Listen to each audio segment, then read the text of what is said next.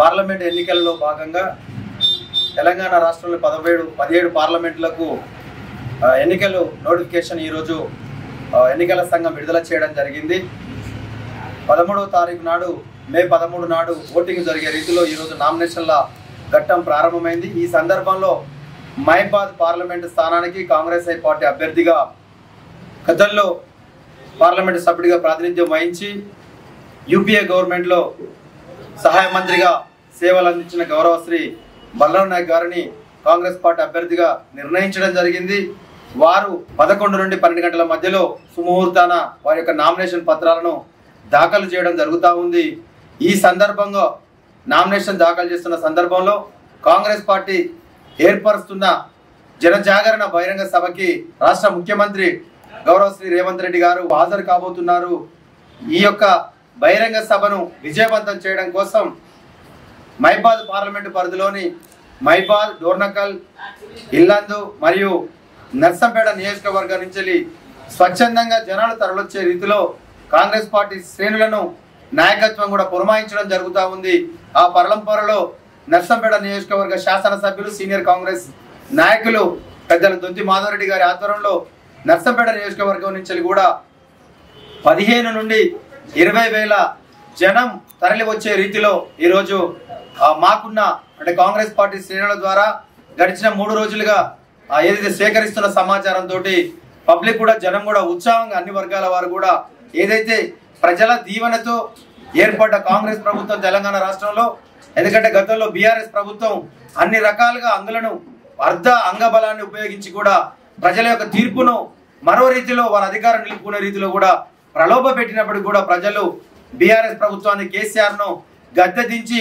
స్వచ్ఛందంగా ప్రజలే కాంగ్రెస్ ప్రభుత్వాన్ని రేవంత్ రెడ్డి గారి నాయకత్వంలో అధికారంలోకి తీసుకురావడం జరిగింది. ఆ అధికారంలో తీసుకొచ్చిన కాంగ్రెస్ ప్రభుత్వం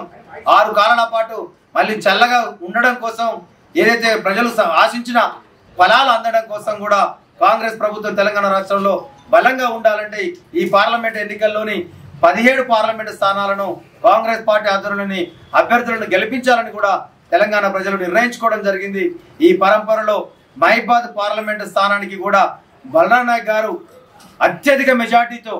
గెలిచే రీతిలో ప్రజల నుంచి అనూహ్యమైన స్పందన వస్తున్నది. కాబట్టి తప్పకుండా రేపు జరగబోయే జనజాగరణ బహిరంగ సభ పూర్తి విజయవంతం అయ్యే రీతిలో ఈ యొక్క ప్రజల నుంచి అలాంటి ఫీడ్బ్యాక్ వస్తుంది. కాబట్టి తప్పకుండా అన్ని వర్గాల వారు కూడా ఈరోజు జనజాగరణ సభకు వచ్చే రీతిలో వారందరూ కూడా స్పందిస్తూ ఉన్నారు. తప్పకుండా రావాలని కోరుకుంటా ఉన్నాం. మరొక విషయం ఏంటంటే ప్రజలకు మరొకసారి విన్నవించుకునేది, ఏదైతే ప్రజలను దోసుక తిన్న తెలంగాణ రాష్ట్రంలో బీఆర్ఎస్ ప్రభుత్వానికి ఏ విధంగా అయితే గుణపాఠం నేర్పినమో అదే రీతిలో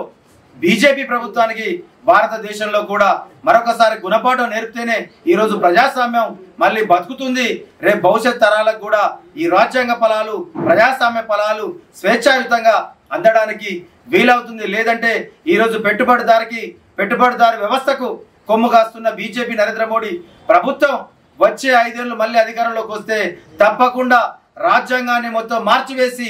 వాళ్ళకు కావాల్సిన అధికారాలను నిలబెట్టుకోవడం కోసం, తర్వాత వాళ్ళకు కావాల్సిన పెట్టుబడిదారి వ్యవస్థకు దోచిపెట్టడం కోసం రాజ్యాంగాన్ని కూడా మార్చి ప్రజాస్వామ్యాన్ని కూడా కూలీ చేసే రీతిలో ఎత్తుగడలు వేస్తూ ఈరోజు అందుకే 400 సీట్లు కావాలి, 300 సీట్లు, 350 సీట్లు గెలుస్తాం, 400 సీట్లు గెలుస్తాం, మేము ఆడింది ఆట తర్వాత పాడింది పాట అనే రీతిలో ఈరోజు ఆ సీట్లు రావడం కోసం నయాన భయాన భారతదేశంలోని రాష్ట్రాల్లో ఉన్న ప్రాంతీయ పార్టీలను, జాతీయ పార్టీలని పనిచేస్తున్న నాయకత్వాన్ని కూడా నానా రకాలుగా ఈడీల పేరుతో, చాలా రకాలుగా సిబిఐ పేరుతో ఈరోజు దాడులు చేస్తూ, కేసులు పెడుతూ, బనాయిస్తూ ఈరోజు బీజేపీకి మద్దతు పెంచుకునే రీతిలో ప్రయత్నాలు వారు ఎన్ని చేసినప్పటికీ కూడా మేధావులు, విద్యార్థులు, యువకులు, అన్ని వర్గాల ప్రజలు ఆ రోజు ప్రభుత్వ ఉద్యోగ కుటుంబాల వారు కూడా తెలంగాణ రాష్ట్రంలో కాంగ్రెస్ పార్టీ రావాలని ఏదైతే కోరుకున్నారో ఈరోజు భారతదేశంలో కూడా నిశ్శబ్ద విప్లవంతో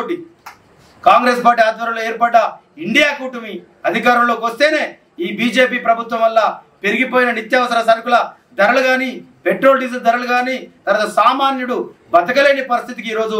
తీసుకొచ్చిన ఈ బీజేపీ ప్రభుత్వానికి కూడా తప్పకుండా గుణపాఠం నేర్పాలి. త్యాగాల కుటుంబం నుండి వచ్చేసిన రాహుల్ గాంధీ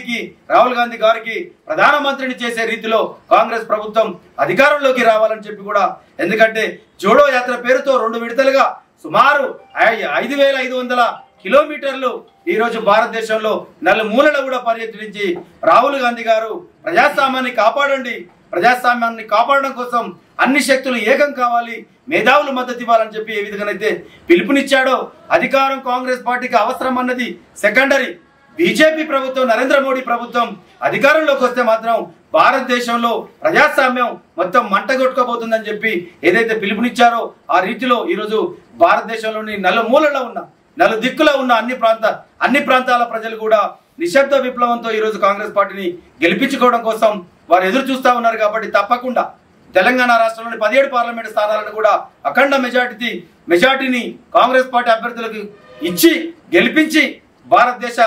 భారతదేశంలో ఏర్పడబోతున్న కాంగ్రెస్ ఆధ్వర్యంలో ఇండియా కూటమిలోని ప్రభుత్వంలో ఈ యొక్క కాంగ్రెస్ పార్టీ అభ్యర్థులుగా గెలిచిన తెలంగాణ ప్రాంతం నుండి గెలిచిన వారికి శక్తినిచ్చే రీతిలో, అదే రీతిలో రేవంత్ రెడ్డి గారికి, శాసనసభ్యులు మాధవ్ రెడ్డి గారికి మరింత శక్తిని ప్రసాదించే రీతిలో ఈ యొక్క తీర్పు ఉండాలని మీ ద్వారా మరొకసారి కోరుకుంటూ, గౌరవ ముఖ్యమంత్రి గారు తొలిసారిగా మహిబాద్ పార్లమెంటు పరిధిలోకి విచ్చేస్తున్నారు కాబట్టి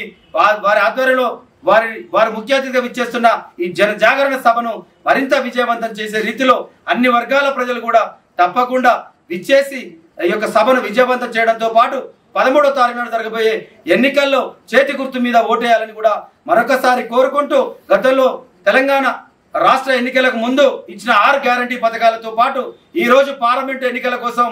సోనియా గాంధీ గారి నేతృత్వంలో మల్లికార్జున ఖర్గే గారు ప్రవేశపెట్టిన ఏదైతే 5 గ్యారంటీలను కూడా తూచా తప్పకుండా అమలు చేసే బాధ్యత కాంగ్రెస్ పార్టీ శ్రేణులం, కాంగ్రెస్ పార్టీ నాయకత్వం తీసుకుంటామన్న విషయాన్ని మీ ద్వారా తెలియపరచుకుంటూ నమస్కారం. Thank you.